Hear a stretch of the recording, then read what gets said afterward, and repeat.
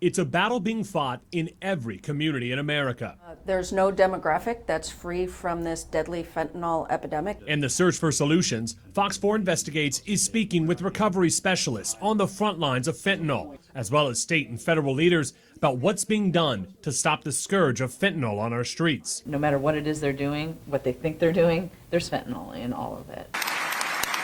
During his State of the State address, Governor Ron DeSantis called for stiffer penalties for fentanyl traffickers. We need to increase penalties for fentanyl dealers, especially those who target our children. And to do that, we must treat them like the murderers that they are. And soon, the justice system will treat fentanyl dealers just like murderers. The state legislature passed several bills to battle the fentanyl epidemic. One would allow drug dealers and traffickers to be charged with first-degree murder if investigators consider the fentanyl to be the cause of death. Another bill would legalize fentanyl test strips, which under current law are considered drug paraphernalia. Lawmakers believe these bills will help save lives. Fentanyl test strips don't make people do drugs. They don't stop people from doing drugs. They stop people from dying. And that's the goal. I do think they shouldn't be criminalized.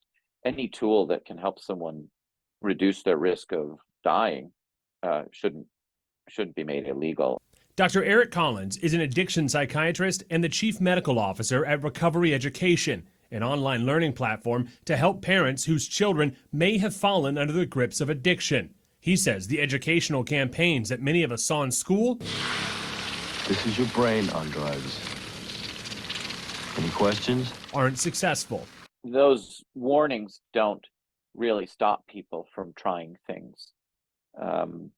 I wish they did. On the national level, South Carolina Senator Lindsey Graham has proposed legislation that would label Mexican drug cartels as foreign terrorist organizations, which would allow the Treasury Department to ban financial transactions and freeze assets. We're going to unleash the fury and might of the United States against these cartels.